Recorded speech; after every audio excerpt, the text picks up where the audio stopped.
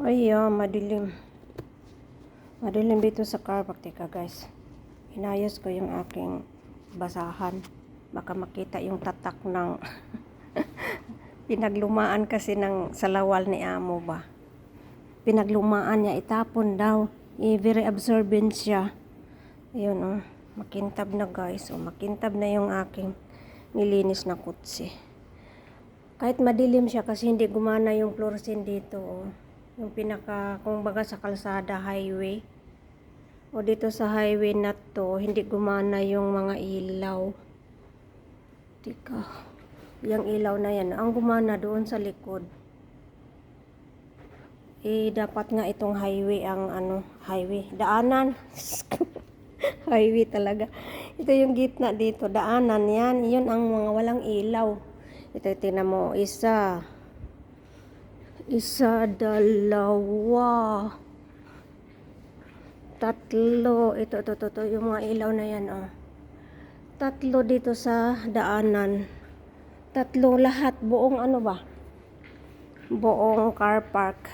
Dito sa pinakadaanan niya. Pinakakalsada, kumbaga, diba? Parkingan dyan. Daanan dito sa gitna. Tapos parkingan dito. Yung pinakailaw dito sa kalsada ng car park nila, hindi talaga gumana. Maigi na lang may ilaw dito sa gilid. Ilaw. Ayan doon doon sa labas. Labas na yun kaya maliwanag. Tapos dito, ito. Ibig sabihin to, nag-function ito. Charger ng electric car. Nag-function siya. Hindi lahat. Yung amo ko hindi siya nagpa-connect. Kasi yung kotse nila hindi pa na-upgrade ng kuryente. Iyan yung sa baba, Doon sa gilid, Malalim yan, malalim. Tapos dyan. Yan. Kumbaga, wall ng bundok. Ayan, malalim talaga yan,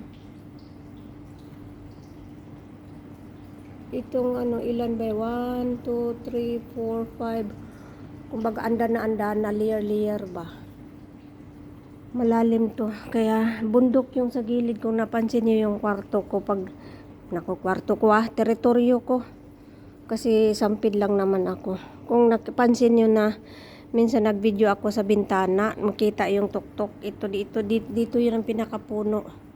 Puno ng bundok dito. Tika. Sa bagay, meron akong explanation dito noon. Wala lang magawa ang lola niyo. Doon, tika. Lalabas ako dito sa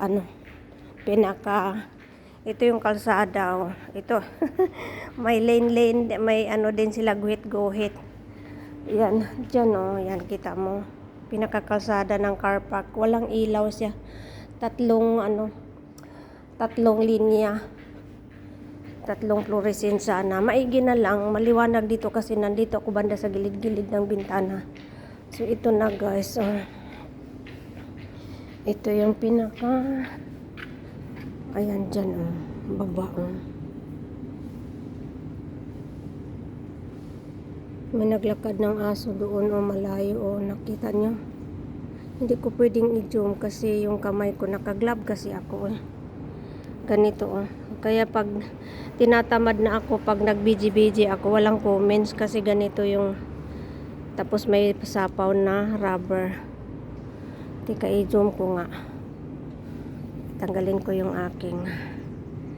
Dito yung pinakalabas kalsada. Ayan, Pinakababa sa amin, ayan, Tapos yan yung baliti na yan. Diyan ako dumadaan dyan, Diba tawiran dito, tawiran kalsada dyan, Tapos dito yung pinakakalsada dito, may nagwalis ito. Yung cleaner naglinis sila,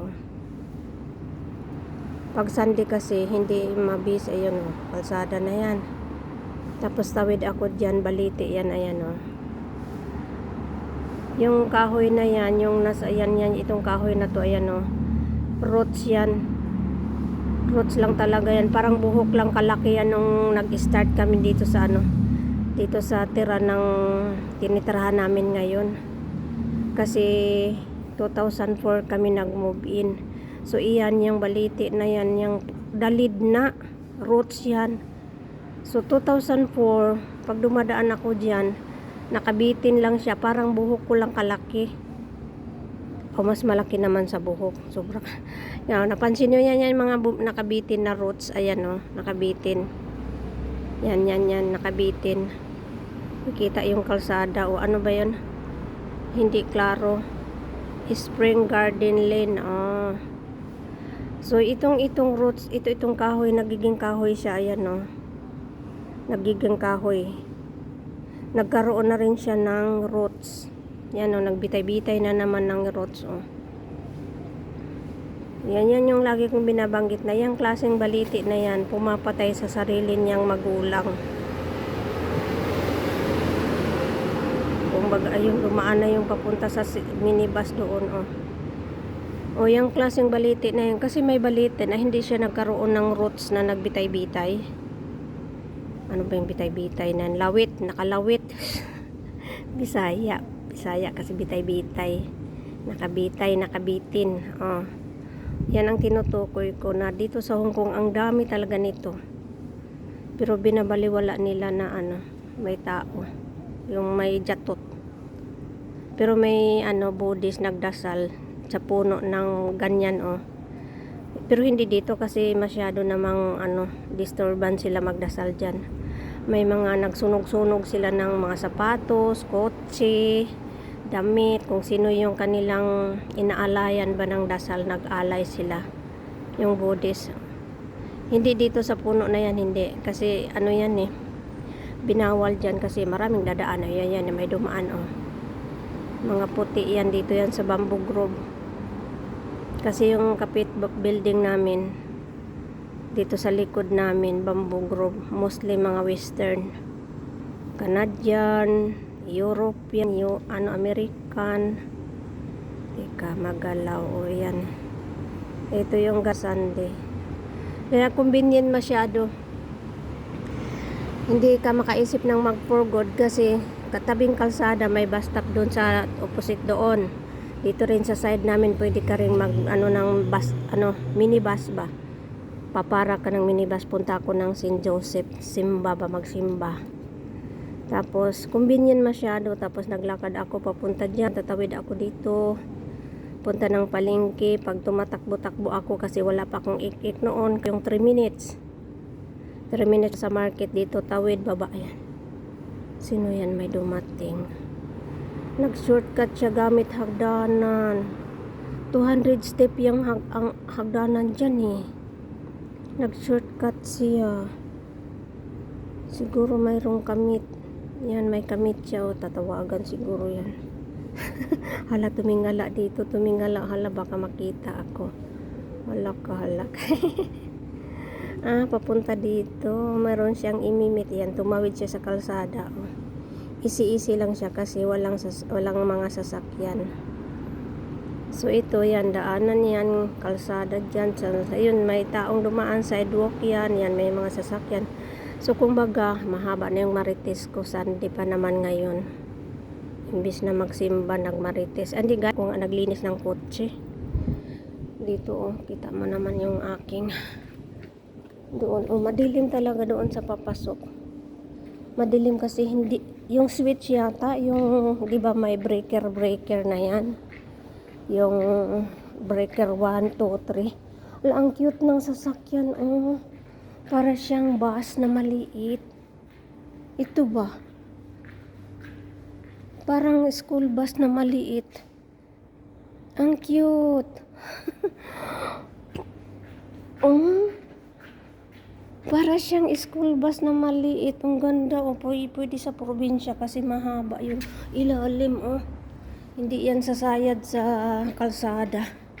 Anyway, dito na ako. Balik na ako sa aking teritoryo. Kita mo. Dito sa cellphone, parang maliwanag tingnan. Pero madilim dito. Kasi nga walang mga ilaw. Walang ilaw. Diyan, nagdepende lang yan sa gilid. Maliwanag dyan kasi. May isang ilaw dyan. May isang ilaw dito. So, yun lang guys ang Marites ko guys. Inhale, exhale. Super init talaga dito ngayon. Super init. Nag-declare dito sa Hong Kong ng extremely hot. So, ingat talaga mga puso natin pag hindi kayang mag-jogging sa loob na lang ng bahay, mag-electric fan. Okay guys, thank you for watching Sunday Ganap. Bye, God bless.